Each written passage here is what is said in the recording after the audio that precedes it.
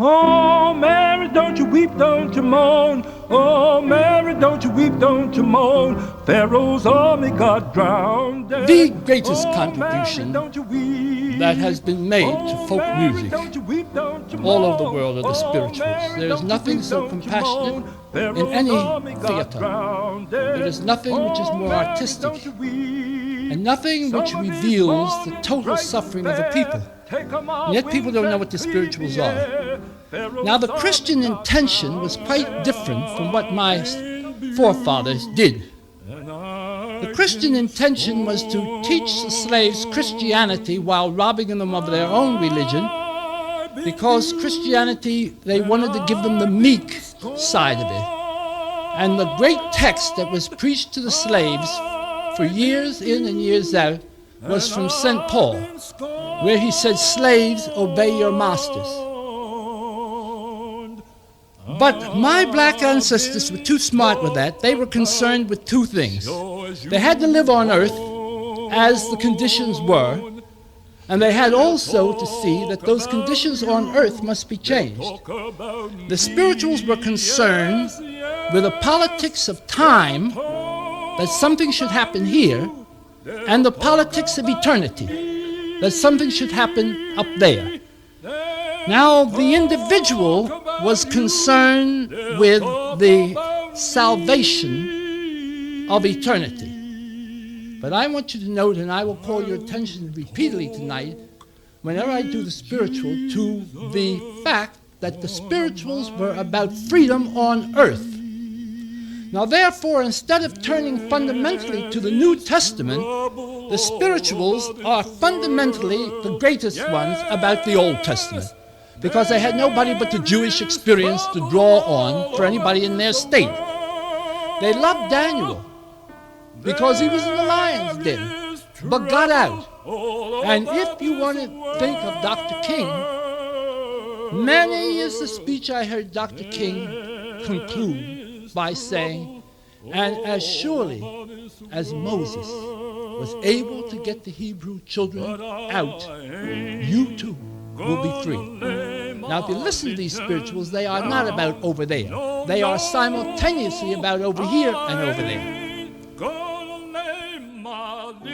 Welcome, friends, to this webinar on Gay and Quaker, the Shaping of Activists, Bayard Rustin, with Quincy Rineheart and Walter Naegle. I am Riot Mueller, the Communications Assistant at the LGBTQ Religious Archives Network, the host of tonight's program, and someone who is extremely excited for what we are about to see.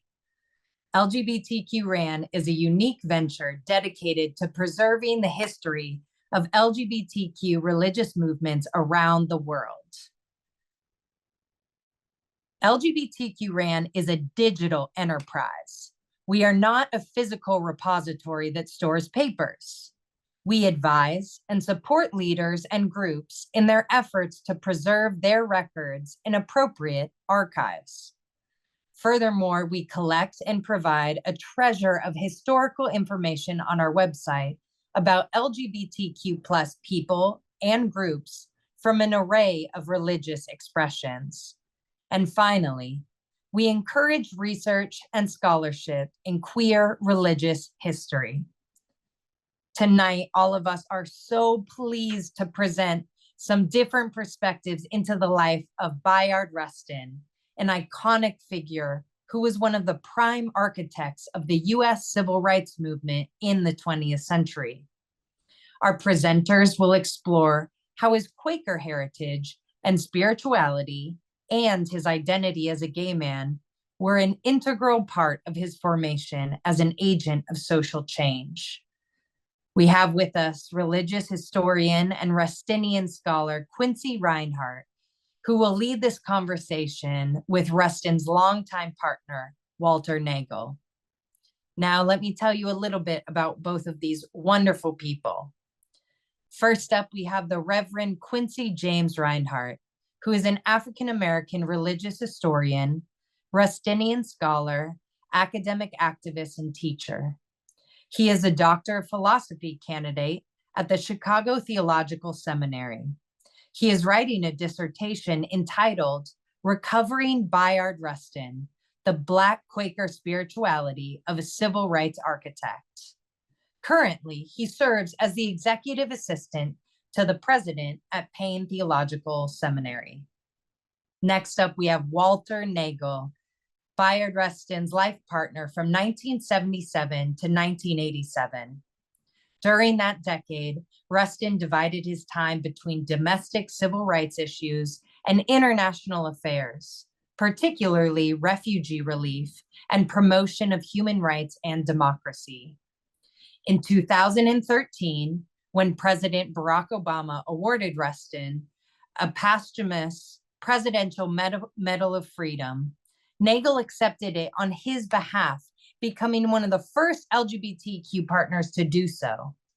Naegle is a graduate of Fordham University and co-author of Troublemaker for Justice, the story of Bayard Rustin, which was published by City Lights. I want to welcome everyone who's watching this webinar and invite you to know that you're welcome to offer any comments or questions in the chat box or on our Q&A function. Both of the presenters will respond to those during the Q&A time toward the end of tonight's program. If you would like to offer personal greetings or comments to the presenters, stay on after the webinar has concluded, and you will be invited into the Zoom room with us and with our presenters to give any words of reflection that you would like to. Additionally, if there's any technical concerns or anything going on in the Zoom tech world, please address any concerns to Asadi, who is our wonderful communications director and will be serving as the tech manager tonight for this program. Now, it is with so much excitement and joy and reverence and respect that I want to welcome Quincy and Walter to talk about Gay and Quaker, the Shaping of Activists, Bayard Rustin. I invite both of them to come on screen. Greetings, everyone, and thank you so much for that warm introduction to the LGBTQ RAN, to Mark, to Asha, to Riot, and to other staff persons that made this event possible. Thank you so much. Walter, you want to say something? Yes, hello. Thank you, everybody, for attending. I was looking in the chat area already, and I see several Quakers from New York Yearly Meeting, people whose names I see on a regular basis at my part-time job. So I want to give an especially warm welcome to Quakers, and I hope that they will correct me if I make some errors or expand on things that I say that have to do with Quakerism. So Walter, it is good to be with you again. The last time I was with you was in my class at Morehouse College. I was teaching a course on Black queer peace activists, Bayard Rustin and Polly Murray. And students were asking you provocative questions and getting to know who you were, and you were getting to know who they were. And so that was a fun time. And many students still to this day remember that conversation. And so for that, I am thankful and grateful. So how are you feeling? How is your spirit? My spirit is good tonight. Some days it's not so good, but I'm kind of slowly coming out of a very exciting time relating to Bayard. The release of the Netflix film really lifted his profile considerably, and there have been a lot of programs and interviews and all kinds of things going on. So I think now that the award season is over, it's quieting down a bit. But I have several things on my docket that'll be coming up. So I'm feeling very positive. I think it's been a very good time for Bayard. That's good, and I'm glad to hear that.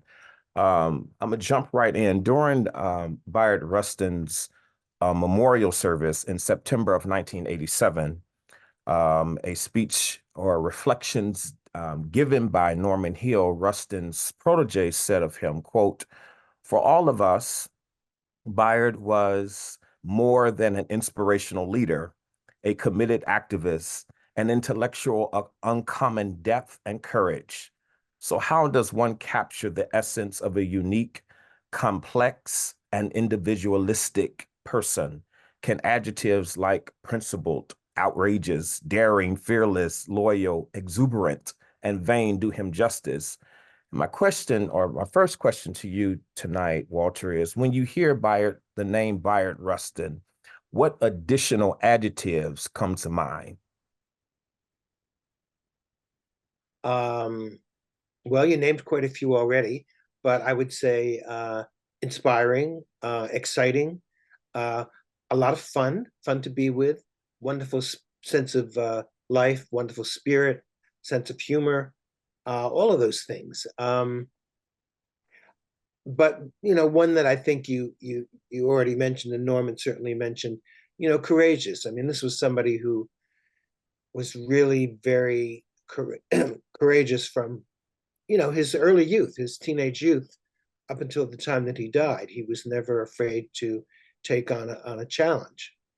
So I think his courage is what really stands out to me.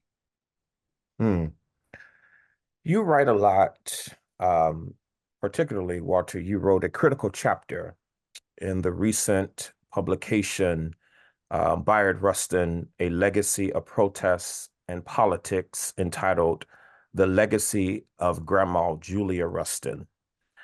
This chapter is essential, I believe, because of her influence on his existence. Can you talk to us about the power of her legacy and its impact on Rustin's development as a Quaker and nonviolent angelic troublemaker? Mm-hmm. Yeah, Julia Rustin. Julia Rustin was raised with her mother. Her mother was a domestic servant in a Quaker household in Westchester, Pennsylvania, the town where Bayard was born and reared. And Julia attended Westchester Friends School for a couple of years. It's never really been quite clear exactly what those years were, but she really took on the Quaker values and principles of Quakerism, and in turn instilled them into young Bayard. Now, Bayard's biological mother was only 19 at the time that he was born, and she had not finished high school. She was not married, so the prospects of her taking on a child and supporting him, were not very bright, not very positive. So Julia and her husband Jennifer Rustin decided to take in Bayard as their own child. They had already had, I think, 6 or 7 of their own, although Bayard's uncle, Julia's youngest, was only about 4 years older than Bayard. So he really grew up thinking that his aunts and uncles were really his siblings. And Julia was a local activist herself. She was a nurse, probably a licensed practical nurse. She was one of the founding members of the local NAACP. She was a founder of the local community center, which at that time in Westchester, things were pretty segregated racially. It was a northern town, and these laws were not on the books, but it was kind of tradition. So a lot of the African American community had their own schools and community centers and churches, of course. And Julia was a very active member of the community in all of those things. And she really taught Bayard, what it means to have a life of service and to serve the community. So I think he always referred to her as the greatest influence on his development, his spiritual and his philosophical development also. And how powerful, right, for him to grow up in that home. And many authors have noted that persons would, like Du Bois and James Weldon Johnson and Mary McLeod Bethune, right, would come and stay in their home. I mean, that to me is so powerful and so big, right? So I believe that certainly his grandmother was highly influential, to your point, but also he was able to eavesdrop on some of these conversations that helped to bolster his enthusiasm and his ability to be able to fight for justice. Yeah. Oh, yeah. Absolutely. And uh, he had a really very sound early childhood education. Um, his elementary school was all African American. The schools were segregated at the elementary level, but he had teachers that taught him African American history and really saw his potential, his intelligence, his talent. He was a great performer, a great spokesperson, and they really nurtured this kid, and really kind of helped him become become the kind of person that he was, and that he carried through his life. And he always, when he spoke, and he would occasionally go back to Westchester. I accompanied him on one visit and met one of his elementary school teachers, quite elderly at that time, of course, but very much alive and very much aware of who Bayard was, and had followed his career through the years. So he really had the whole community. Well, not the whole community, but a good segment of the community was very supportive of Bayard because of his talents, his intelligence. He was a fine athlete, really a very, very well-rounded person. This is this next statement, Rustin quotes near the end of his life, right? He says, and I think this is one of my favorite quotes, one, because I too was raised by my grandmother. And so when I eulogized my grandmother, I had a difficult time trying to find outside of Timothy's grandmother a passage in scripture that dealt with the influence of grandmothers, particularly on Black queer grandchildren. And so the ways in which we see this development of Julia shaping Rustin's life from an early age, when he came to her and told her, some guy kissed me, and she asked him, well, did you like it? Right. So we see this kind of this evolution, this freedom that is brewing up in him, even from a child, with the support of his grandmother. But he writes near the end of his life, my activism did not spring from being Black. Rather, it is rooted fundamentally in my Quaker upbringing and the values instilled in me by the grandparents who reared me. Those values were based on the concept of a single family, a single human family, and the belief that all members of that family are equal. How has Rustin's Quakerism impacted your personal, spiritual, or political journey concerning your work today? That is a question that I have not had before, but I'm happy to take it on. I would say, in some ways, I've evolved in a similar fashion to the way Bayard did, and I'm certainly not comparing myself in terms of what he accomplished in his activism, but in terms of the philosophical growth and the religious growth. Both of us started out as fairly religious kids. I was raised Roman Catholic. And at one time, of course, well, I was an altar boy. And of course, at one time, there was talk of the priesthood. And Bayard was very religious also. But, Quakerism is very different than Roman Catholicism. The lack of ritual, the lack of leadership in the sense that the Catholic Church has. You don't have priests, you don't have bishops, certainly you don't have a pope. And Quakerism is much more rooted in a personal relationship with God. God supposedly dwells in all of us, the inner light, and we can have a conversation, if you will, with God about whatever the issue is that we're facing. And so Bayard really had much more of a personal relationship to the Holy Spirit than I did. I was always working through priests and bishops and things like that. But as I grew, I started to learn about Quakerism. There was a small Quaker meeting not far from where I lived.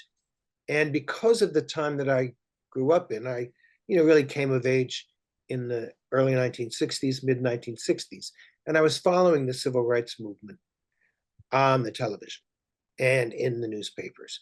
And there was all this talk about nonviolence, nonviolence, nonviolence. And of course, it's where I first heard Bayard's name too, around the time of the March on Washington. And this whole notion of resisting evil without violence, which I was seeing played out in the nightly news, really struck a chord in me. And so I started studying it and started learning about it. But over time, I would say that I became less religious and probably, more political, although I don't consider myself a terribly political person now. But I think Bayard's development, when Bayard started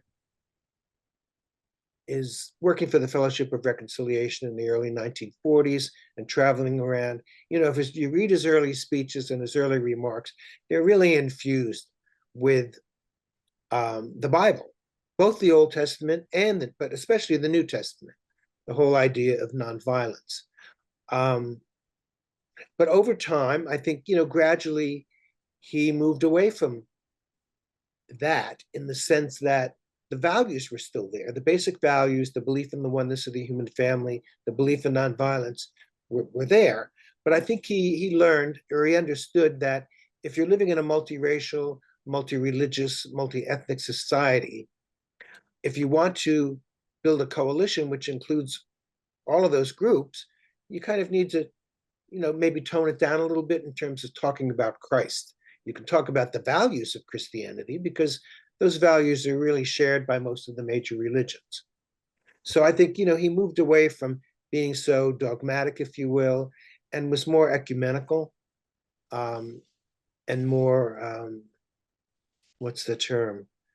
Well, the term is escaping me now, but, just broadening in his appeal. And I think I moved in the same direction. Hmm.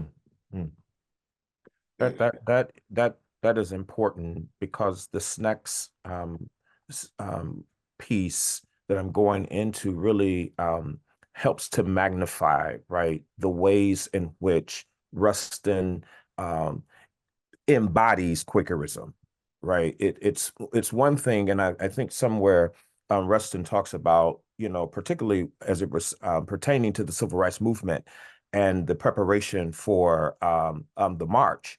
He was really pushing people that you all are Jesus worshipers, pie in the sky people, and it's no, you have to embody, you have to take on, right, whatever it is that you practice in a different way.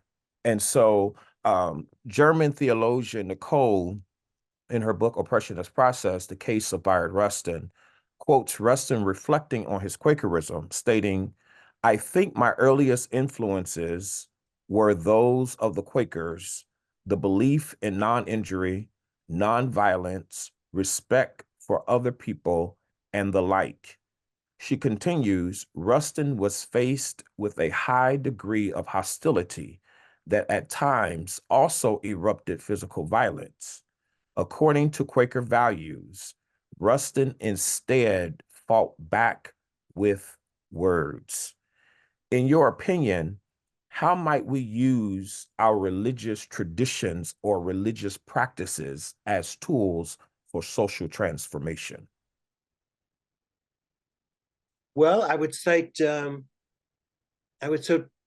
quotes that actually appear very early on in the film Brother Outsider, which you see in my background here, a documentary about Bayard, which is actually now streaming on Netflix along with the Rustin film that Netflix recently produced.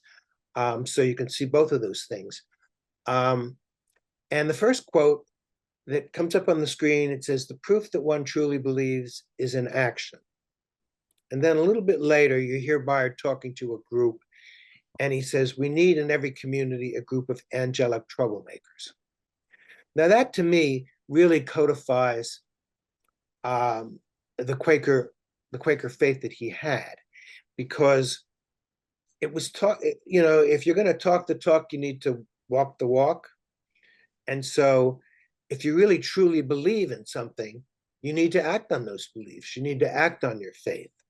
Whereas some of the other traditional Christian religions, like you said, it was about what's going to happen in the afterlife.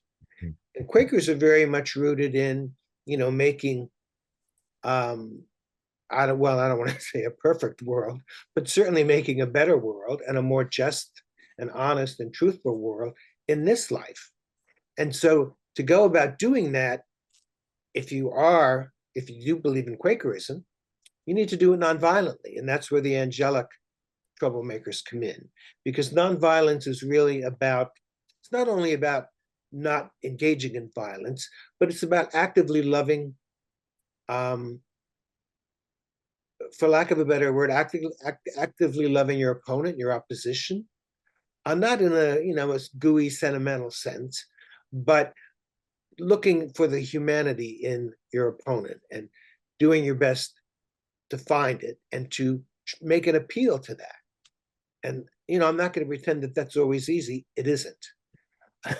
It is not. It is not. But nevertheless, if you are committed to that, which Bayard was, that's what you do. And that it was that faith that enabled him to endure, you know, some pretty awful experiences, especially in the early 1940s, traveling in the South, you know, sitting in the wrong place, if you will, you know, sitting in the whites only section and refusing to move, and the police would be called and they would come and they would beat him and drag him off to jail. You know, that happened a number of times.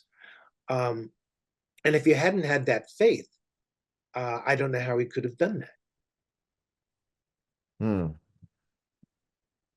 It's also, I think, paramount, and I think you stated it aptly, that it's very difficult, right, to, in many ways, turn the other cheek, right? And I think the beauty of what Quakers, part of their deep faith, right, is this idea of love, but I do not believe that it's love without accountability.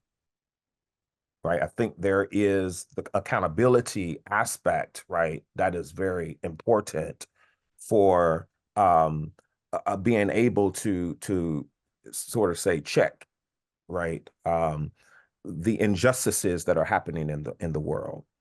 And so during the time of the movement, Rustin and worked with many people. James Farmer, he worked with Asa Fuller Randolph, he worked with A.J. Musty, but he worked very closely with a sister by the name of Ella Baker, a political activist and community organizer. These two and many others helped to found what we know as the Southern Christian Leadership Conference, SCLC.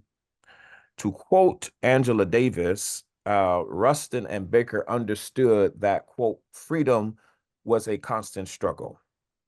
Ella Baker is famous for the saying that we who believe in freedom cannot rest until it come. That was echoed largely by the Sweet Honey and the Rock. But right before Rustin passed, and I want you to, if you could, Walter, take us to that scene. But he says something when he passed. Freedom, before he passed, freedom is never a final act.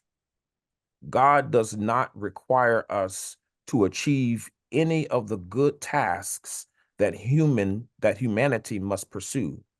What the gods require of us is that we not stop trying. And from the very last day, he did not stop trying.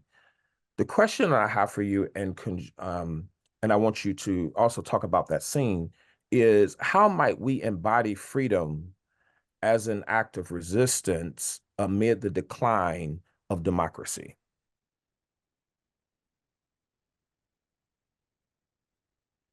Okay.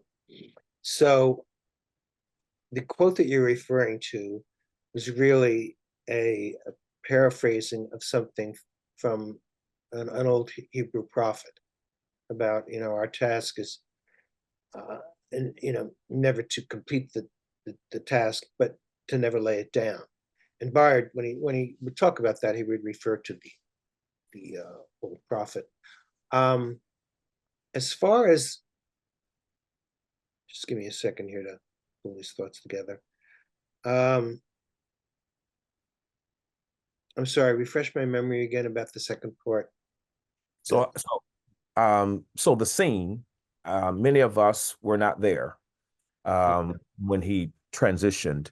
But before you go there, I want you to talk about how might we embody freedom as an act of resistance amid the decline of democracy. Yeah, okay. So first of all, I'm glad you mentioned Miss Baker, because she and Bayard were two very important people who inspired the younger groups. I was in a webinar earlier today talking about, the next few years. I mean, this is the anniversary year for Freedom Summer. And of course, you have coming up the anniversary of the Summit of Montgomery March. And a lot of these actions were led by young people. And those people went to people like Ella and Bayard because they were not really part of the civil rights establishment, if you will, at that time. They didn't head any of the major organizations. As you mentioned, Bayard was, but they were both instrumental in forming the SCLC, but they were both sort of for hire activists, for hire angelic troublemakers, if you will.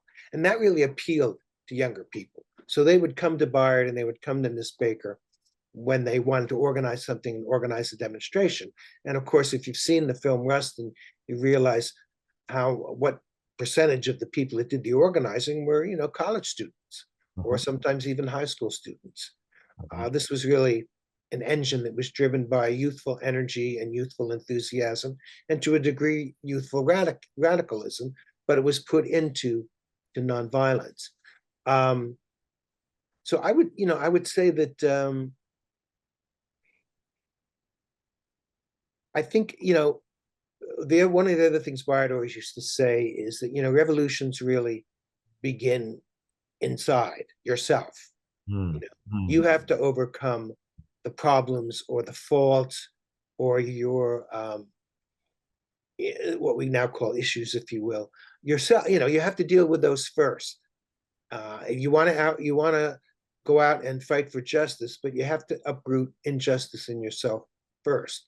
So I think, as you mentioned, the problems that we are facing now and the threats to turn the clock back to the 1950s or earlier in some cases, it requires a lot of organizing and a lot of activism.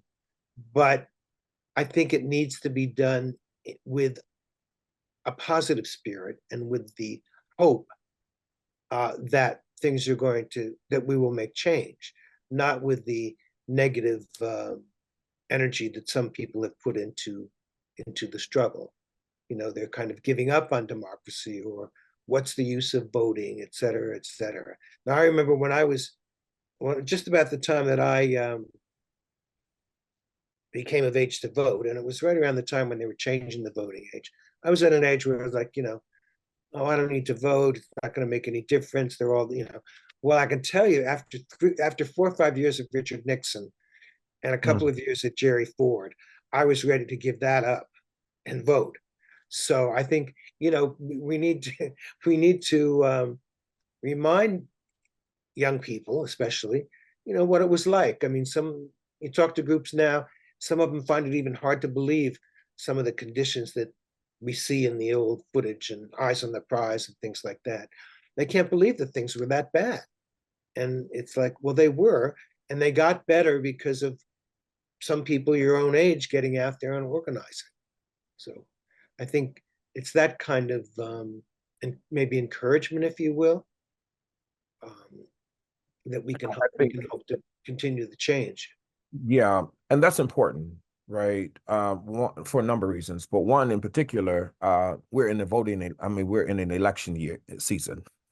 Mhm. And to date, right, there are 484 plus anti-gay, anti-trans bills, such as Don't Say Gay bill, right, along with the banning of books on gender and sexuality studies.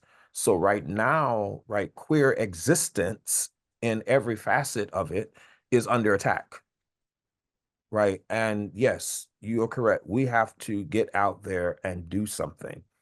And so you mentioned the Rustin movie, and I want to go there. Um, I'm grateful for it. I'm grateful for the movie. And so by now you have seen the influential Rustin film. If you have not, shame on you. I hope that you go see it. I hope you go see it. Directed by George Wolfe and released on November 3rd, 2023, with Oscar nominee Coleman Domingo starring as Rustin.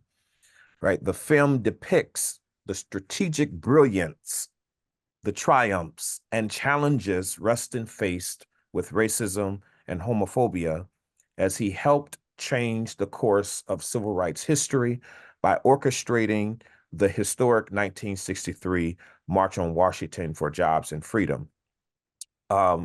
Walter, there are two things. What more should we know about Rustin beyond the film? And then two, what lessons or wisdom does Rustin's legacy leave for today's activists? Well, I think probably the most important thing to learn about his life, aside from what you see in Rustin, is really the breadth of his work.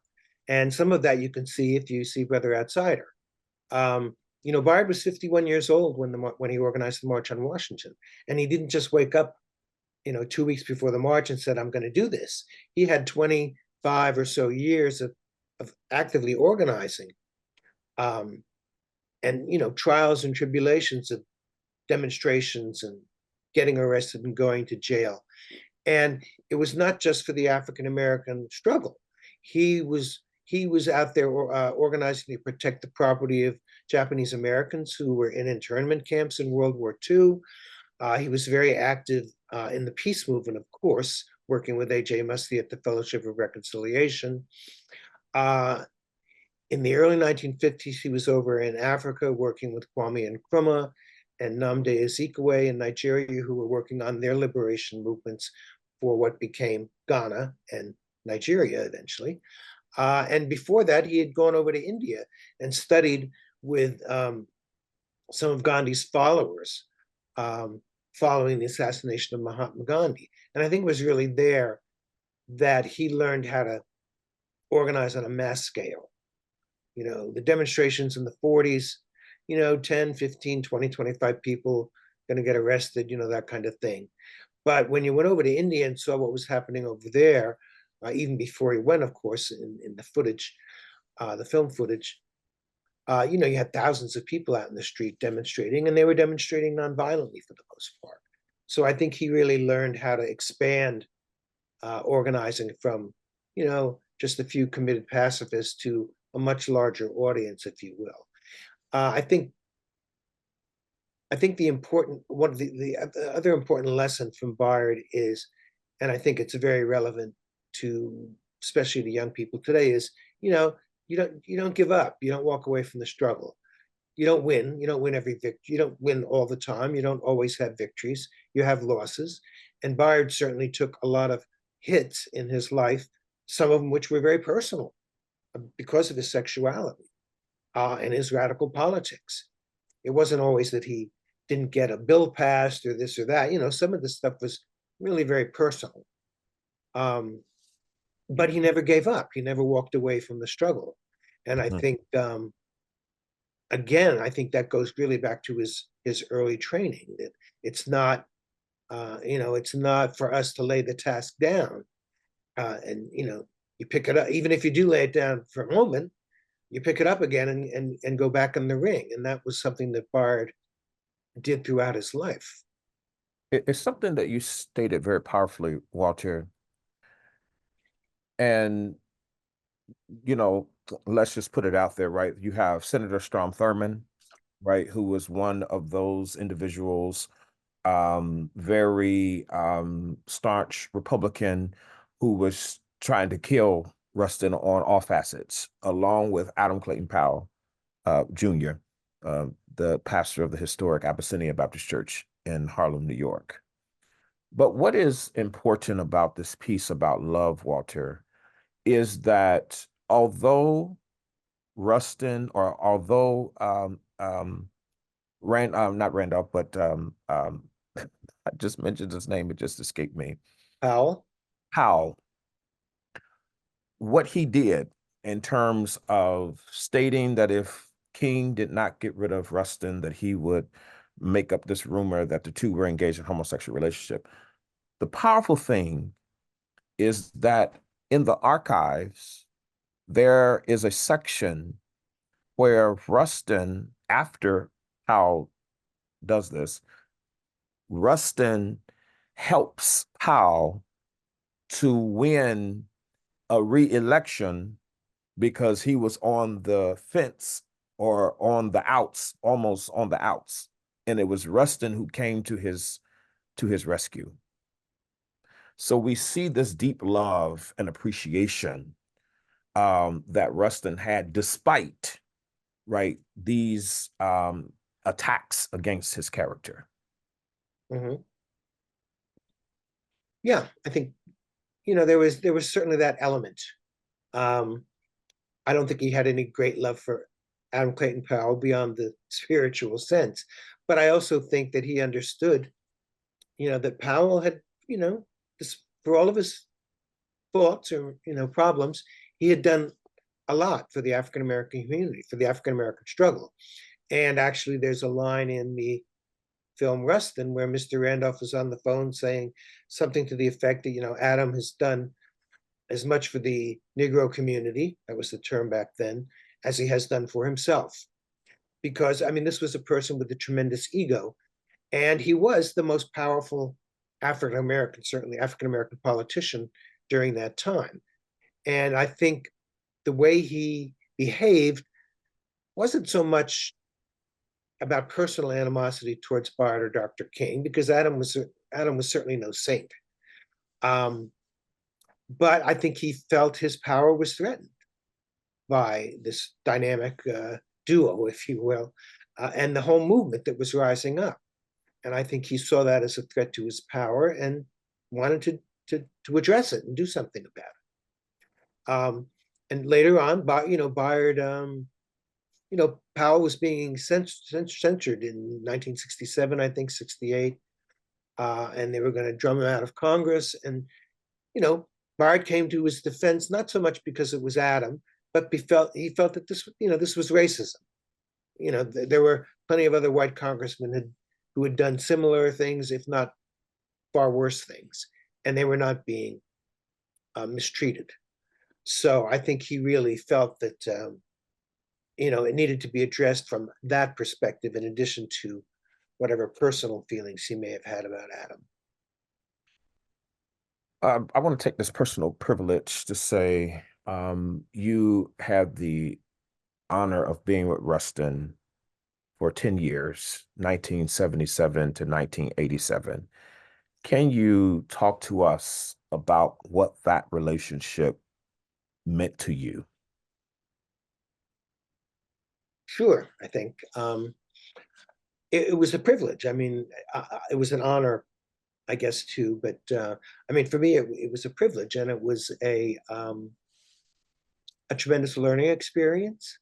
You know, this was somebody who, like I said earlier, I had heard of him. I knew who he was, just from my own reading and my own interest in the anti-war movement of the 1960s. Bayard's name was always coming up in one way or another, and I felt, you know, this is somebody of gravity, of weight. And so when I had quite by chance had the opportunity to meet him, it was kind of a thrill of meeting one of your childhood heroes, if you will. But of course, a relationship, it's one thing to meet somebody and, be attracted to them, etc. But a relationship is built on shared values and shared ideas and things that you like to do, even as minor as that. But it's more about your core values.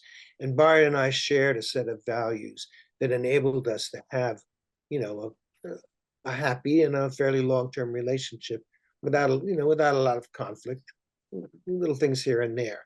But it certainly introduced me to a world, much more of a political world than I had been. I mean, pretty much up to the time I knew him, I was more sort of the flower child, shall we say, hippie tradition.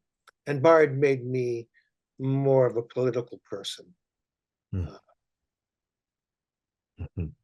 I have two final questions, and then we'll go to the question answer period. What conversations do you think Rustin's legacy should be a part of? And then two, what is your favorite Bayard Rustin quote?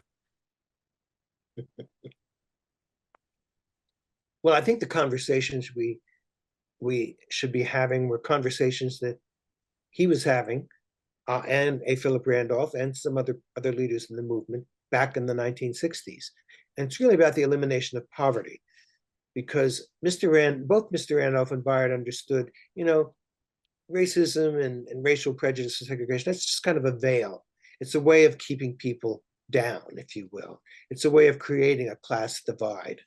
And so I think, once some of that was dealt with and handled, it's certainly not gone. It's still very much present. But, you've seen over the last 60 years, you've seen an uplift in terms of the economic status of African Americans. It's just not enough. And I think the idea of addressing the issue of poverty, because poverty is something that affects all racial groups. It's not just, you don't have to just target poor whites or poor blacks or anything. It goes across all racial lines. And I think until we really deal with that issue, we're not going to really progress as a society. And Bayard and Mr. Randolph tried to address that with a large group of scholars, economists, sociologists, in something called the Freedom Budget for All Americans.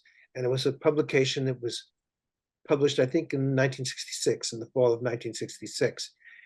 And it was a detailed program to eliminate poverty in this country over a 10-year period. The problem was that so many of our resources were being poured into the Vietnam War at the time, that even though Johnson had some great society programs, and some of which were quite successful, it didn't really tackle the fundamental problem. And I think that, of course, is still very much with us and needs to be addressed. My favorite quote? Probably the one about angelic troublemakers. I think that's pretty much a favorite of mine. There are a few we'll try, Walter, to get through, and those that are not asked on the platform, we invite you to come to the Zoom and ask the question.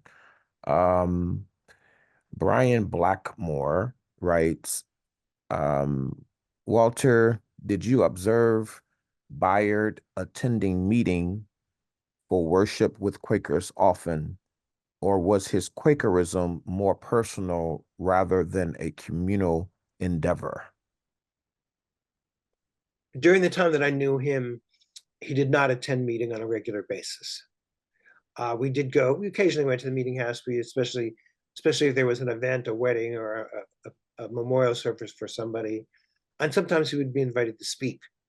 But he was not going to meeting on a regular basis. But if you go back and you look at the what we call yearbooks for the New York Yearly Meeting, Bayard joined a new what was then called New York Monthly Meeting. It's now 15th Street Meeting in 1942. And if you go back and look at those yearbooks from the 40s up into the probably mid 50s, you see him. he's part of the racial, what was then called like the Race Relations Committee or the Prisons Committee, because, those were two obviously great concerns of his, having, obviously because he was Black and discriminated against, but also because he had done time in prison for refusing to go into the army in World War II. So, I mean, these were both issues that were very close to him, and that he could speak, of course, with some authority on. So he was much more active and attending meeting on a regular basis during that period than later on. Robin asks, Walter Naegle, how did you and Bayard Rustin meet? Well, if you spoiler alert here, if you go and have a chance to look at Brother Outsider, I speak about that very, towards the very end of the film. It was really quite by chance. It was April of 1977. I had decided to leave New York. I was on my way to a store in Times Square that sold out of town newspapers, and I was going to move to San Francisco. So I was on my way to get a San Francisco Chronicle to look at the job situation, the apartment situation, et cetera, et cetera. And I was on a corner waiting for a light to change. And suddenly there was this tall, dark, and handsome man standing next to me. And we looked at each other and he said, "Hello, I'm Bayard Rustin." And that was it. And the rest is history. We started a conversation that went on for 10 years. Susan Echo asks, what can one do when confronted by would-be allies across different movements to help folks realize we are allies and not adversaries? This is happening so much these days with polarization and ideas that others are of groups that are monolithic, in quotations, when they are not monolithic. We are or should be allies. So I'm guessing she's asking, with the polarization, how are these ideas that others are, so this idea of monolithic when they're not monolithic. And maybe, Susan, you could come in the back and give us some further clarification on what it is that you are saying to us. So I'm going to move to the next question, Walter, if you don't mind, or you have a response to Susan. Well, I could try to make a brief response if I'm capable of doing that. I'm not sure I am. No, I mean, you always need to look for the common, the common ground that you have, because we all have it. I know, especially now, it's very difficult sometimes because people do seem so monolithic or so fixed in their ways. But you kind of need to look for an opening there, or to find some way to, well, for lack of a better term, kind of soften, to appeal to their compassion, if you will, to appeal to their intelligence and their reason, if you will, as opposed to getting into a power struggle with them about a particular subject or something like that. And, again, that's not always easy to do, but it was something Bayard was very, very skilled at doing. He really could appeal, just appeal to people's humanity and bring out, for lack of a better term, bring out the best in them. Mm-hmm. And I think we need to try and do that. And again, it's not easy, and you have to try and be patient and try and be understanding and compassionate.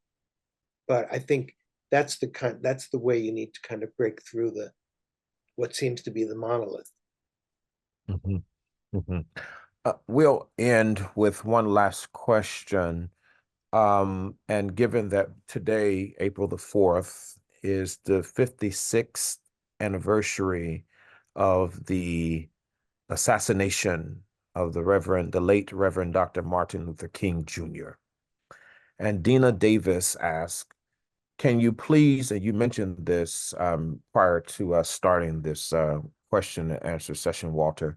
Can you please address why Rustin counseled MLK not to speak out against the war in Vietnam? Rustin was so committed to pacifism, he spent World War II in jail, but when it came to Vietnam, he refused to say nothing. Why?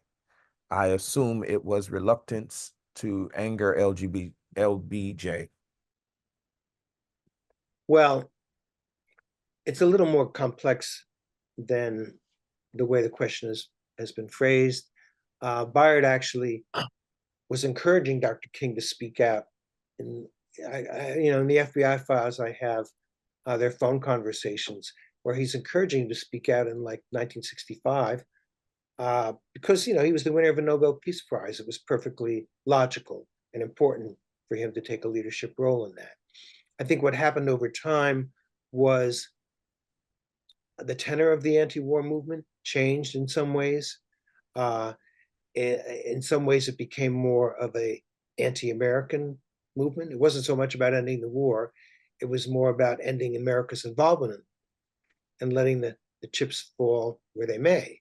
And I think Bayard's position as a pacifist was that the killing should be stopped on both sides. It shouldn't just be a unilateral withdrawal on the part of America. But there is something to the other argument. He didn't tell Dr. King not to speak out. What he was afraid of, he did not want to see a marriage of the peace movement and the civil rights movement, because he felt that peace movement, because of the number of young people that were involved in it, would sort of overtake that and people would forget about the civil rights movement. And then when the war was over, all these nice young white kids would go home and forget about civil rights. So that was another element. But there is something to the notion of not wanting to displease Johnson. Johnson, after all, had done more for the African-American community than any president before him. It wasn't necessarily enough, but it was certainly more than anyone else had done. And so, Bayard was critical. He would sign statements, he would attend demonstrations. But as the war progressed, we're talking now, 1967 on, he was less vocal about it. And Nicole asked, is Quakerism more similar to the United Church of Christ? The United Church of Christ, is that Unitarianism? I'm not Quincy. Now, come on, you got to help me here. You're the theologian. I'm a layperson. I would say that Quakerism is certainly its own individual. It's different than the United Church of Christ.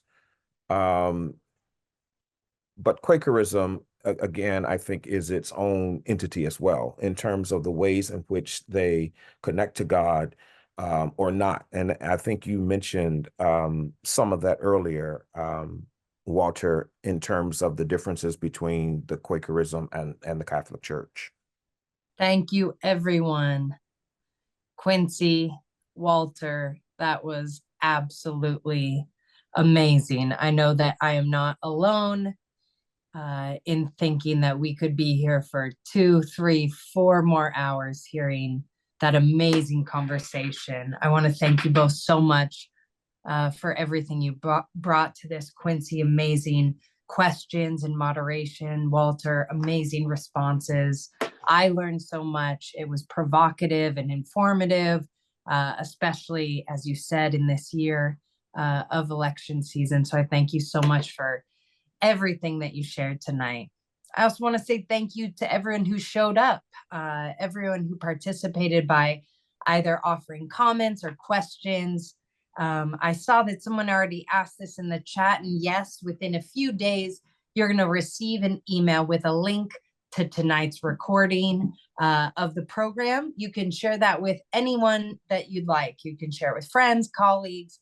Please let this wonderful, rich information get out to as many people as possible. That would be great. I want to let you know that if you're interested in other opportunities to explore the history of queer religious movements, you can check out the LGBTQ RAN website, particularly our events page. On our events page, you're going to be able to find announcements of future online programs, as well as recordings of past presentations. So be sure to check that out. There's a lot of really wonderful programs and information there. Our next program is going to be Queer and Catholic, making sense of the recent and confusing Catholic statements on LGBTQ issues. That's going to be happening on Thursday evening, May 16th. You can find out more information about this and sign up to attend on the events page on our website. And even if you can't be there in person, it's a great thing to sign up and register to make sure you get a link in your inbox for the recording. In closing, I want to remind you that LGBTQ RAN is the first and foremost source of information on LGBTQ religious history. We're a very small operation that's funded through the generosity of friends just like you. So if you would like to see more programs like this one, and if you share our commitment to ensure that future generations hear our voices, hear our stories, please help make this happen with your gift. You can scan the QR code that you're seeing right now on your screen, or type in giveq.org, that is giveq.org on your phone, tablet, or laptop. You can use a credit card and just take a few minutes to make a gift in that way. Please know that your gift really makes a difference. We are a small but mighty organization. We really appreciate anything you can give. Pretty soon here, my wonderful colleague Asadi is going to be showing on the screen some scholarship of Rustin. These were books that are either written by or about Rustin. So when those pop up, I'm going to invite you to please take a moment to review the amazing selections that we've pulled together. And Quincy really helped us out with that. Oh, Mary, don't you weep, don't you moan. Oh, Mary, don't you weep, don't you moan. Pharaoh's army got drowned. Oh, Mary, don't you weep. Oh, Mary, don't you weep, don't you moan. Oh, Mary, don't you weep, don't you moan. Pharaoh's army got drowned. Oh, Mary, don't you weep. Some of these mornings bright and fair, take on my wings and cleave the air. Pharaoh's army got drowned. Oh, Mary, don't you weep. When I get to heaven, gonna sing and shout. Nobody there for to turn me out. Pharaoh's army got drowned. Oh, Mary, don't you weep. When I get to heaven, gonna put on my shoes, run around glory and tell all the news. Pharaoh's army got drowned. Oh, Mary, don't you weep. Oh, Mary, don't you weep, don't you moan. Oh, Mary, don't you weep, don't you moan. Pharaoh's army got drowned. Oh, Mary, don't you weep. Oh, Mary, don't you weep, don't you moan. Oh, Mary, don't you weep, don't you moan. Pharaoh's army got drowned. Oh, Mary, don't you weep. Thank you all so much for joining us tonight. I know that I have my reading list set up for the next year or so with those amazing book recommendations. I want to remind you that if you'd like to offer any personal greetings or comments to the presenters, please remain on here and you're going to be invited into the Zoom room with them. We're going to keep the room open for a little under 15 minutes, 10 or 15 minutes. So please stay on the meeting if you would like to hop in to the main room. On behalf of LGBTQ RAN and everyone here, I want to offer so much gratitude for Quincy and Walter for this amazing dialogue. We thank you for your time, for your effort, and I want to say good night to each and every one of you. Thank you so much for being here.